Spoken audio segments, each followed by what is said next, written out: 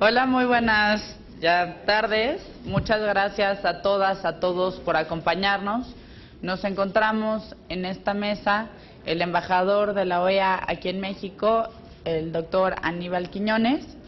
Se encuentra también el senador Mario Delgado, quien es presidente de la Comisión del Distrito Federal aquí en el Senado de la República. Una servidora, Gabriela Cuevas, presidenta de la Comisión de Relaciones Exteriores aquí en el Senado. Y el doctor José Miguel Insunza, quien es además el secretario general de la Organización de Estados Americanos, se encuentra hoy aquí en el Senado y quien, pues espero, seguramente estará muy gustoso de contestar sus preguntas y hacer algunos planteamientos. Bienvenido, doctor, a este Senado. Muchas gracias. Como ustedes saben, el día de hoy termina el foro tricameral que hicimos con la Asamblea Legislativa y con la Cámara de Diputados, un foro donde hablamos de cómo movernos de un esquema de prohibición de drogas hacia un esquema regulado específicamente de la marihuana, y afortunadamente el doctor José Miguel Insulza pues accedió a venir a presentar al Senado, a presentarle al Senado el reporte sobre las drogas que preparó la OEA y que dio a conocer en junio pasado. Así que estamos muy agradecidos que haya aceptado esta invitación y muy honrados de recibirlo aquí en el Senado de la República. Bueno, muchas gracias a usted. Espero, por lo menos la mayoría habrán escuchado lo que yo dije recién. Nuestro propósito al emitir el informe que hemos emitido es fundamentalmente provocar un debate. Llevamos ya varias décadas hablando de guerra contra las drogas, pero las drogas siguen fluyendo. En algunas partes aumenta la violencia, en otras disminuye la violencia. En algunas partes se consumen unas drogas, en otras se consumen otras. Las anfetaminas y las drogas sintéticas hacen una fuerte entrada, en desmedro de algunas drogas más naturales, lo que se quiera. Pero el fenómeno de las drogas no disminuye. Aumentan la gente presa por esto, detenida. Aumentan las confiscaciones, aumentan las muertes, pero el tráfico de drogas no disminuye. Y el problema entonces es cómo hacemos para fijar políticas algo más constructivas respecto de este tema, que permitan a los países de manera flexible adecuar sus políticas de drogas a la realidad de cada uno de ellos, en un esquema de cooperación entre todos, porque ciertamente este es un problema hemisférico. Dicho esto, no diré nada más, sino que espero las preguntas de ustedes nomás. Hola, buenas tardes. Me gustaría hacerle 3 preguntas. En primer lugar, parece que la Ciudad de México es la que, en este país, ¿no?, pudiera avanzar más en este aspecto de despenalizar el consumo de la marihuana. No sé si usted considera que sería un paso importante para la región, igual que puede haber sido el caso de Uruguay. Y luego, cambiando un poco de tema, pero aprovechando que está usted aquí, me gustaría preguntarle por Venezuela. No sé si le queda alguna esperanza de que el gobierno venezolano reconsidere su posición de denunciar la Convención Americana, y también qué puede decir la Comisión también a esta impugnación que presentó la oposición venezolana, qué puede esperar la oposición de esta propuesta que presentaron. Gracias. Con mucho gusto, le reitero, nosotros creemos que en este tema de los cambios en las políticas de droga va a haber un tiempo en el cual, dentro del marco general de un cierto consenso en la necesidad de flexibilizar y desarrollar mejor nuestra política, van a haber entidades que van a tomar decisiones de acuerdo a lo que consideren conveniente. Nosotros, lejos de condenar o criticar esas decisiones, nos parece que son parte de un proceso. Naturalmente, como usted se imaginará, la Organización de Estados Americanos no tiene una política declarada que diga hay que hacer esto, hay que hacer lo otro, pero mira con simpatía las distintas experiencias que van haciendo sectores de la población y autoridades locales en distintos países para tratar de buscar mejores políticas al respecto. O sea, hay países de Europa en los cuales, sin haber una legalización probablemente tal, hay políticas nuevas, bastante más tolerantes, Holanda, Portugal. Hay estados de Estados Unidos que han legalizado la marihuana. Uruguay intenta una nueva forma de regulación, porque no es que la venta de marihuana vaya a estar permitida para todos, sino que solamente en un cierto estanco del Estado, una cierta autorización estatal para determinados proveedores solamente. Hay distintas alternativas. Iremos viendo, creo que poco a poco vamos a ir encontrando caminos comunes para enfrentar mejor este fenómeno. Respecto de Venezuela, mire, yo lamento, o sea, el tema es el siguiente: la Convención Interamericana de Derechos Humanos es buena para los países que la practican. A mí lo que no me parece, yo lamento mucho, por ejemplo, que Estados Unidos no haya ratificado nunca la Convención. Pero el hecho de que haya un país que no la ha ratificado no significa que sea malo para otros ratificarla. Esa es una lógica que no comparto. Es una convención que todos los países de América Latina, todos los latinoamericanos, en la OEA, como usted sabe, hay 2 países de América del Norte, digamos anglófonos por llamarlo de alguna manera, a pesar de que Estados Unidos es ya el tercer país latino de América. Pero hay 2 países de América del Norte, hay el Caribe, y hay los países latinoamericanos, los fundadores originales de la OEA, junto con Estados Unidos. Todos los países latinoamericanos son signatarios y ratificados de la Convención Americana de Derechos Humanos. Eso es lo que a mí me preocupa de lo que ha hecho Venezuela. En términos prácticos no van a haber grandes cambios, creo yo, porque todavía Venezuela es parte de la OEA y eso siempre seguirá siendo así, y está por lo tanto sujeta a la Comisión de Derechos Humanos, y la Comisión va a seguir actuando como actúa respecto de todos los países miembros. Por lo tanto, no es tanto el efecto que produce, más bien lo que yo lamento es el mensaje que proyecta, que a mi juicio es un mensaje equivocado. Respecto al otro tema, mire, no, la verdad es que la Comisión de Derechos Humanos no sé si la tomar el tema que se le ha planteado, pero no ocurre frecuentemente que nosotros hacemos observación electoral donde se nos pide. La observación electoral de la OEA está regulada en la Carta Democrática Interamericana y nosotros por consiguiente no deberíamos pronunciarnos respecto de elecciones que no hemos sido invitados a observar. Esa norma la seguimos siempre. Me gustaría decirlo, lo voy a decir aquí. Aquí se impugnó una elección hace algunos años atrás por un candidato con una votación muy baja. Una diferencia muy baja, pero la diferencia muy baja. Cuando el Tribunal Electoral de México pronunció su veredicto, nosotros dijimos, nosotros acatamos el veredicto del Tribunal Electoral de México, es lo que corresponde. No veo por qué tenemos que hacer algo distinto respecto a Venezuela. No, ¿por qué? Porque además, no olvide usted que la Organización de Estados Americanos tendría que venir un Estado, uno, a pedir que se haga. ¿Por qué quieren que el secretario general haga lo que ningún Estado está dispuesto a pedir?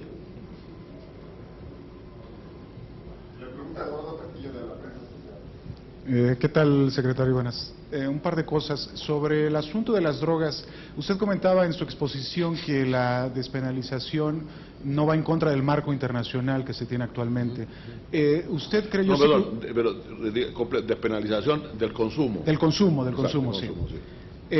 Yo sé que usted ha sido muy cuidadoso, la OEA en general ha sido muy cuidadosa en este tema para pronunciarse, pero déjeme insistir un poco en esto. ¿Usted cree que esta parte de la despenalización del consumo es la alternativa que en este momento tienen los países que quieren tener un enfoque distinto de drogas? Digamos, porque el marco internacional parece que no se va a cambiar tan pronto. En la ONU no hay como un ánimo de modificarlo, este enfoque provisionista. Eso por un lado. Por el otro, sobre Venezuela, si entendí bien, comentó que el mensaje que está mandando a Venezuela es equivocado. ¿Podría abundar un poco más en qué sentido? ¿Cómo no? Y finalmente, discúlpeme el abuso, es sobre el diferendo que tenemos que existe entre Costa Rica y Nicaragua. ¿Usted ha hablado con la presidenta Chinchilla, con el presidente Ortega un poco para tratar de mediar? ¿Cuál es el papel que podría jugar OEA? ¿Cómo no? Mire, respecto del tema, es muy importante decir despenalización del consumo, porque despenalización de manera genérica se parece a legalización, ¿no? Si no vamos a penalizar a nadie por el asunto de droga, estamos en otro escenario. Lo que nosotros decimos, y nosotros tampoco decimos que la opción sea no hacer nada respecto de los consumidores de droga, no, tenemos que atenderlos médicamente. Y una cosa que el informe anota que no está, es que desgraciadamente nuestros países no han desarrollado suficientemente los recursos para atender no solamente a los pacientes, sino que también a las personas en riesgo de caer en la narcodependencia. Por lo tanto, nosotros somos partidarios no de una política de, por así decirlo, de liberalización total del consumo, sino una política de atención a los adictos mucho más adecuada que la que actualmente existe. Y decimos, por cierto, que esa política no se puede llevar en las cárceles, no parece que sea razonable llevarla en las cárceles. Segundo, respecto del tema de Venezuela nuevamente, a ver, mire, lo que yo he dicho es esto, hay una buena convención, la Convención Interamericana de Derechos Humanos es un gran progreso de los americanos y sobre todo de los latinoamericanos, que son los que la han suscrito y ratificado todos. Eso a mi juicio no se debería dañar, incluso porque esto va acompañado del argumento de que todos deberían firmar la convención, de que todos deberían someterse a ella. Ojalá, pues, pero para eso no podemos estar saliendo de ella. Ahora, hay crítica a los jueces. Los jueces son todos latinoamericanos, salvo uno. Es un abogado de derechos humanos norteamericano que, entre otras cosas, ha defendido la causa del gobierno actual de Bolivia en contra del expresidente Sánchez de Lozada, que está en Estados Unidos. Entonces, como usted verá, no parece que haya un siervo del imperialismo en la Corte que justifique estos comentarios, ¿no? Y Nicaragua y Costa Rica, miren, nosotros mientras los países nos traigan el tema de la OEA no podemos actuar. Naturalmente estamos abiertos, si Costa Rica desea plantear su tema en la OEA, a la luz del Pacto de Bogotá sobre solución pacífica de controversia, y pedir una mediación o algo por el estilo, nosotros consultaríamos con Nicaragua y veríamos qué es lo que podemos hacer, estamos muy disponibles. Buenas tardes, señor. Usted habla de la despenalización del consumo. México es uno de los países que no penaliza el consumo de drogas, pero sin embargo persiste la violencia, persiste el tráfico mismo de los enervantes, ¿no? ¿Qué se puede hacer ya con esta base de que ya se despenaliza, por un lado? Y por el otro, señor, ¿cómo van la situación en la OEA, en el marco? ¿Podrá recibir pronto en sus brazos a Cuba? Gracias. Bueno, efectivamente en México y en varios países de América hay una despenalización del consumo, pero hay una línea divisoria que es que a veces es poco clara y que tiene que ver con el gramaje, ¿no? O sea, si un muchacho joven que es sorprendido con una determinada cantidad de una droga, de cuánto se considere si es para consumo o para venta, él siempre va a decir que es para consumo. Eso partamos de la base. Y en algunos países a veces el gramaje es demasiado bajo, pero además produce efectos algo distintos, ¿no?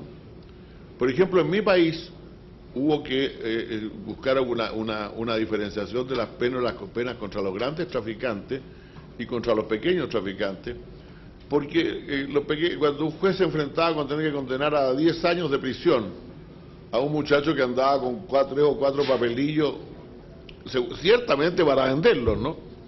Pero decía, lo voy a mandar 10 años a la cárcel por esto, no, mejor lo trato como usuario. Entonces lo que hubo que hacer fue rebajar las penas de los pequeños traficantes de manera de tener penas razonables que pudieran cumplir, y además eso significaría tratarlos en algún lugar distinto, como traficantes primerizos y no como delincuentes comunes, pero aún así yo creo que se pueden hacer mucho más cosas respecto de la tolerancia hacia las cantidades de droga que se puede tener. Fíjese usted que, como dije yo ayer, de la gente que el año pasado dijo que había consumido droga, 7% son adictos. Los otros no son adictos, consumen ocasionalmente.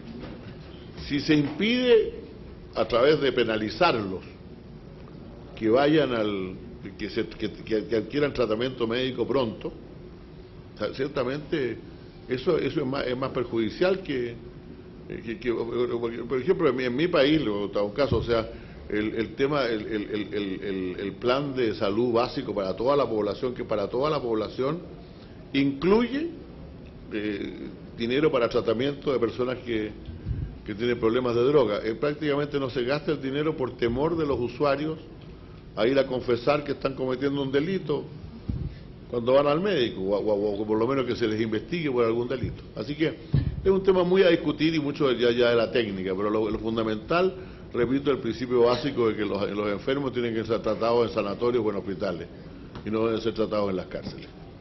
Ahora, respecto al tema de Cuba, mire, nosotros el año 2009, en la Asamblea General de San Pedro Sula, nosotros levantamos todas las sanciones a Cuba, y lo único que está pendiente es que Cuba concurra a un diálogo con el Consejo Permanente de la Organización de Estados Americanos si es que quiere volver a hacer uso de su derecho como miembro de la organización. El gobierno de Cuba, por razones que yo respeto, no ha hecho esto, no ha querido hacerlo, y yo tengo la impresión de que no lo hará mientras no se normalice su relación con Estados Unidos, pero Cuba no está sancionado en la OEA, es importante decir eso. Cuba no está sometido en este momento a ninguna sanción ni limitación dentro de la OEA. Última. ¿Qué tal, senador? ¿Qué tal, senadores? Yo quisiera preguntarle directamente a Mario. Mario, en este sentido, en caso de que en el Distrito Federal se pueda dar esta despenalización, ¿qué beneficios económicos podría traer a la ciudad y en qué otras ciudades se podría implementar esta despenalización, regularización de las drogas? Cualquiera. Bueno, muy breve. Yo creo que en la Ciudad de México hay las condiciones para analizar lo que propone el reporte de la OEA, una despenalización real del consumo, la que existe actualmente por los bajos montos, gramajes, realmente no está funcionando. Y la ciudad están las condiciones por dos cosas. Una, porque es un tema también de libertades individuales.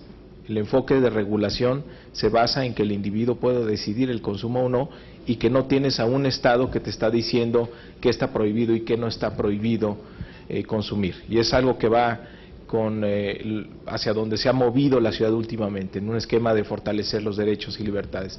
Y segundo, porque si hacemos un análisis del problema de la delincuencia en la ciudad, pues encontramos que está muy relacionado con precisamente la distribución y venta de droga, que se hace a pequeña escala a través de sitios, de narcotienditas en los barrios, y eso va generando una ola delictiva alrededor de las narcotienditas. Entonces, un esquema de regulación pues llevaría de golpe a que muchas de estas tienditas pues tenderían a desaparecer, y con ello resolver una buena parte de la actividad delictiva en la ciudad, que como vemos puede ser o escala desde la narcotiendita en la colonia, en el barrio, hasta el caso Heaven. Entonces parece una buena opción. El jefe de gobierno ha estado muy de acuerdo en abrir este debate. La Asamblea Legislativa participó dentro de este foro, y hay voces que están planteando que la Ciudad de México podría dar el ejemplo a escala nacional. Muchas gracias. Gracias. Muchas gracias.